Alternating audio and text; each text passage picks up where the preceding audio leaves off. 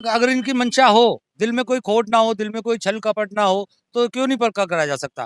टीचरों को भी पक्का कराया गया बिगर इंटरव्यू इंटरव्यू लेकर के। उनके लिए कोई तो इसमें पेपर कंडक्ट नहीं कराया गया। कोई भी एग्जाम कराओ उसके बाद नए एग्जाम वो आ जाएंगे, लेकिन जो 20-25 साल से लगे हुए हैं हमारे साथी कॉन्टेक्ट पे, उनको एक बार जरूर इनको लेना चाहिए, परमानेंट करना चाहिए। इसमें को परमानेंट क्यों नहीं किया जा रहा है? करप्शन है, साफ करप्शन है। ये इन लोगों की नीयत नहीं है, ये चाहते नहीं है हमें इस तरह से हमारी मेहनत के बेस पे परमानेंट करना। देखिए ना, एक ही गांव के 5-5 लोग, एक ही स्टेट से 75 लोग आ रहे हैं, एक ही स्टेट से। How is it possible? एक ही स्टेट से 75 लोग पेपर कर रहे हैं। लाइट चली गई है, दूसरे का कंप्यूटर वो हैक हो रखा है, वो चल रहा है, उसके आंसर अपने आप मार्क हो रहे हैं। एनटीए, नेशनल टेस्टिंग एजेंसी, ये पूरे हिंदुस्तान में बदनाम है। हम लोग भूख हड़ताल करेंगे, अगर जान जाएगी तो जान देंगे, लेकिन उठेंगे नहीं यहाँ से। एडमिशन की जो प्रक्रिया है वो कतई भी पारदर्शी नहीं है। पहले कट ऑफ जारी होती थी, इस बार कट ऑफ जारी नहीं हो रही है। सीधा सीधा ये दिखा रहे हैं कि आपका एडमिशन हुआ या नहीं हुआ। जो यहाँ पढ़ना चाहते हैं उनको कहीं ना कहीं इस शिक्षा प्रणाली से निकालने का पूरा पूरा कार्य हो रहा है।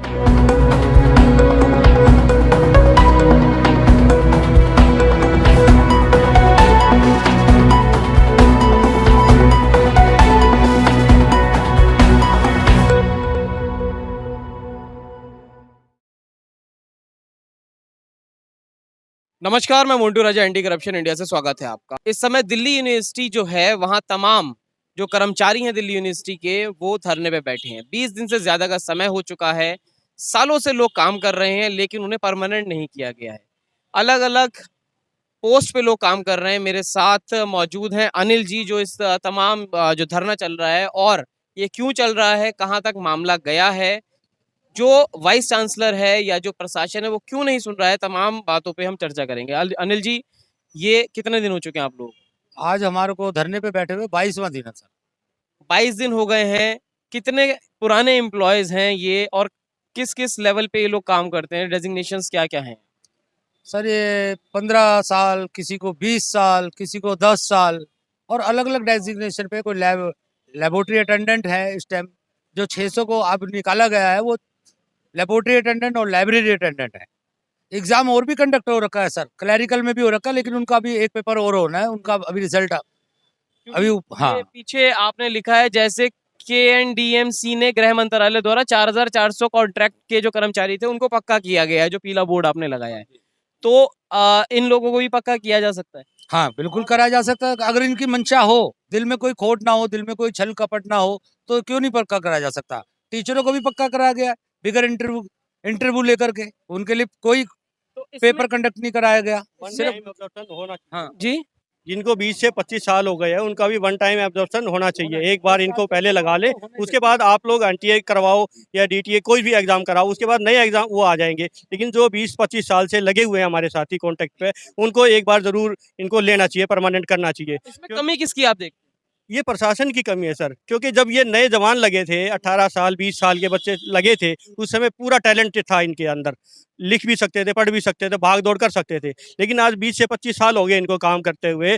अब ये एक्सपर्ट है, माहिर है, मास्टर हैं, ये ग्रेजुएट, जैसे ये समझ लो पोस्ट ग्रेजुएट हो चुके हैं ये अपने काम में, अपने क्योंकि लेबोरेटरी में काम करते हैं, केमिकल्स हैं, इंस्ट्रूमेंट्स हैं, सबके ये माहिर हैं अब। और ऑफिस में काम करने वाले कागजात के माहिर हैं, और इसमें लाइब्रेरी में काम करने वाले किताबों के माहिर हैं। ये तो एक समझ लो डॉक्टरी की उपाधि है इनके इतना पास। एक्सपीरियंस होने के बाद भी कारण क्या लगता है आपको, क्यों नहीं परमानेंट किया जा रहा है? ये हमारी प्रशासन जी, पैसा? मैडम बात करेंगे, मैडम बात करेंगे। हाँ मैडम। जो तमाम चीजें दिख रही हैं, इसमें क्या लगता है आपको, इतना एक्सपीरियंस होने के बाद भी आप लोगों को परमानेंट क्यों नहीं किया जा रहा है? करप्शन है, साफ करप्शन है। ये इन लोगों की नीयत नहीं है, ये चाहते नहीं है हमें इस तरह से हमारी मेहनत के बेस पे परमानेंट करना। ये बाहर से लोग लाएंगे, अपने कुछ इनके मंशा है, इन लोगों के पर्सनल कुछ इंटरेस्ट हैं, जिसकी वजह से चाहते हैं बाहर से लोग आए। आप देखिए ना, एक ही गांव के 5-5 लोग, एक ही स्टेट से 75 लोग आ रहे हैं, एक ही स्टेट से। How is it possible? एक ही स्टेट से 75 लोग कैसे पॉसिबल है, बता सकते हैं आप? पॉसिबल है तो कि यहाँ पे जो सालों से काम कर रहे हैं, आपने पूछा होगा, आपने कोई ज्ञापन दिया होगा कि जो ऑलरेडी 15 साल 20 साल से लोग काम कर रहे हैं उनको परमानेंट ना करके दूसरे स्टेट से लेके आना, इसके पीछे आपने इतने सवाल? सालों से हम नौकरी कर रहे हैं, कोई 20 साल, कोई 25 साल। इवन 2014 में इन्होंने रिक्रूटमेंट किया, तब तो हम लोग इसलिए शांत रहे क्योंकि हमारी सीट्स बची हुई थी। हमें ये था चलो परमानेंट नहीं किया, एटलीस्ट हमारी कॉन्ट्रैक्ट की जॉब तो चलती रहेंगी, हमारी नौकरी, हमारे घर चलते रहेंगे, हमें परेशानी नहीं है। 7-7 हजार रुपए में हमने ज्वाइन किया था, आज हमें 25-30 हजार रुपए मिल रहे हैं, हम संतुष्ट हैं, हमारे घर चल रहे हैं। इवन हम लोगों ने इनसे ये भी बात की थी कि आप लोग परमानेंट पोस्ट भर रहे हैं, आप भरिए, एटलीस्ट हमारी नौकरियां चलते हैं। हमें ये आश्वासन दे दिया जाए, हमें हमारे हर 6 महीने पे एफिडेविट भरवाया जाता है, जिसमें लिखा जाता है कि आपकी जॉब एनी टाइम टर्मिनेट करी जा सकती है। आप उसमें लिखवा दो कि 60 साल तक आपको ऐसे ही चलाया जाएगा, आपको निकाला नहीं जाएगा। हम रेडी थे उस चीज के लिए भी, लेकिन इन लोगों आपने ने कहा करप्शन एक इसमें बड़ा मामला है। क्या आप लोगों से कभी पैसा मांगा गया किसी तरह का? हमसे कोई पैसा नहीं मांगा गया, लेकिन जो वहां पर एनटीए में धांधलेबाजी हुई है वो तो साफ यही कहती है ना, जहाँ 1 घंटे पहले पहुंचने का टाइमिंग है कि आपको 1 घंटे पहले वहां पर पहुंचना है, और बंदा 1.5 घंटे बाद आ रहा है और उसको अलाउ किया जा रहा है पेपर देना। आधा घंटा हो गया एक बंदे को पेपर करते हुए, और उसके बाद उसको उठाया जाता है कि आप यहाँ से उठो, आपकी सीट यहाँ नहीं है, आपकी सीट तो उधर है, आप उधर चलो, वहां चल के पेपर करो। लाइट जा रही है, हर सेंटर पे लाइट गई है, हर सेंटर पे। How is it possible? एक आधा सेंटर में कुछ प्रॉब्लम हो सकता है, हर सेंटर पे कैसे लाइट जा सकती है? उसके बाद वहां पे बंदा यहाँ तक बताया है लोगों ने कि हम पेपर कर रहे हैं, लाइट चली गई है, दूसरे का कंप्यूटर वो हैक हो रखा है, वो चल रहा है, उसके आंसर अपने आप मार्क हो रहे हैं। बड़ा खुलासा कर रही है, कोई सबूत है आपके पास? बिल्कुल, जो यहाँ पर है उन्होंने रिटर्न में दिया है, वीसी को कंप्लेंट दी है, इन रिटर्न लिख के दिया है उन्होंने इस चीज आप को। किस डिपार्टमेंट में काम कर रही हैं? क्या नाम? मैं अभी तक केमिस्ट्री डिपार्टमेंट में थी, मुझे अभी रिसेंटली इस धरने की वजह से ही ट्रांसफर कर दिया गया है साउथ दिल्ली कैंपस में। साथ ही बड़ा खुलासा कर रही हैं आपकी, कह रही हैं कि धांधलेबाजी बहुत बता रही हैं, करप्शन बता रही हैं। तो जिससे ये टेस्ट कराया गया ना, एनटीए, नेशनल टेस्टिंग एजेंसी, ये पूरे हिंदुस्तान में बदनाम है। इसके सबसे ज्यादा पेपर लीक होते, इसके सबसे ज्यादा पेपर आउट होते, तो मतलब ये पूरी बदनाम है सर। इसका पूरा भ्रष्टाचार था। हम तो इसका पहले से विरोध कर रहे थे कि एनटीए से पेपर ना कराया जाए, दिल्ली विश्वविद्यालय अपने लेवल पे एग्जाम कराए, क्योंकि ये यहाँ पर एक्सपीरियंस होल्डर बच्चे थे सारे। अभी क्या भविष्य देख रहे हैं? अभी क्या मांग कर रहे हैं आप लोग? 20 दिन हो गए हैं, 22 दिन आप बता रहे हैं, अभी तो कुछ हुआ नहीं है। आगे कब तक लगा रहेगा धरना? सर हम आगे की रणनीति क्या है? धरने पे बैठे हुए हैं, जब तक ये बच्चों को सबको परमानेंट नहीं लिया जाएगा, जब तक हम उठने वाले नहीं है यहाँ से, बिल्कुल नहीं उठेंगे यहाँ से। हम लोग भूख हड़ताल करेंगे, अगर जान जाएगी तो जान देंगे, लेकिन उठेंगे नहीं यहाँ से।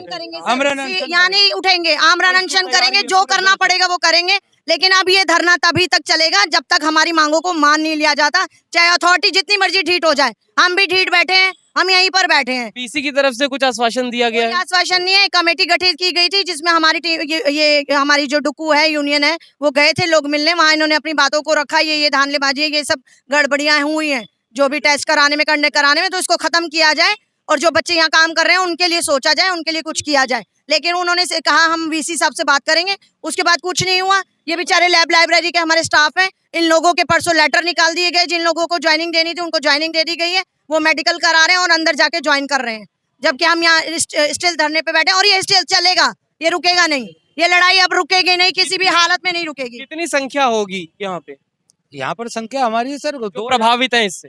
प्रभावित जो बच्चे अभी तो सर, अभी तो 600 बच्चे गए, क्योंकि अभी लाइब्रेरी और लेबोरेटरी इन दो का रिजल्ट तो बिल्कुल आ गया, ठीक है ना, और दूसरों ने उनको ज्वाइनिंग दे दी, वो ज्वाइन कर रहे हैं। लेकिन जो ऑफिशियल एडमिनिस्ट्रेशन का स्टाफ है हमारा, उनका एक पेपर हो चुका है, एक पेपर यूनिवर्सिटी अपने लेवल पे लेगी, इसीलिए वो अभी बच्चे अभी अदर में लटके हुए हैं। वो एक पर नहीं, 2 पेपर है। हाँ, दो पेपर है, वो यूनिवर्सिटी अपने लेवल पे लेगी, तो इसीलिए वो अभी बच्चे बैठे हुए, वो भी इंतजार कर रहे हैं। पर उनका भविष्य क्या है? उनका भविष्य भी वही होना जो इन 600 के साथ करा गया है। यही कुटाराघात उनके साथ भी होगा, बिल्कुल उनके साथ भी होगा। उनके साथ भी यही कुटाराघात होगा। देखिए यहाँ कुछ यूथ भी है, यूथ से भी हम बात कर लेते हैं। क्या समस्या लग रही है आपको? सर देखिए क्या है कि ये जो इस बार एग्ज़ाम हुआ है, एनटीए की तरफ से काफ़ी घपला हो रहा है।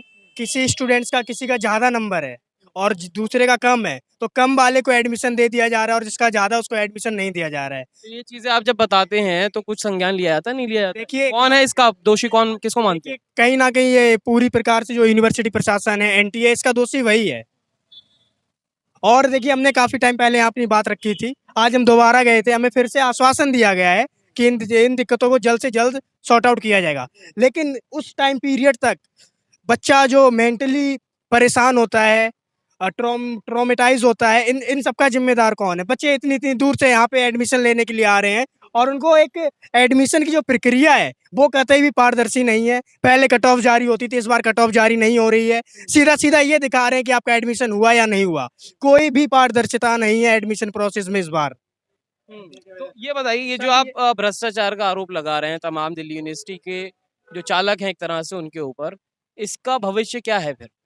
देखिए भविष्य क्या है, इससे पहले जो आपने अगर लास्ट टाइम देखा हो कि पिछली साल भी एलएलएम और एलएलबी के पेपर में इसी प्रकार का घोटाला हुआ था।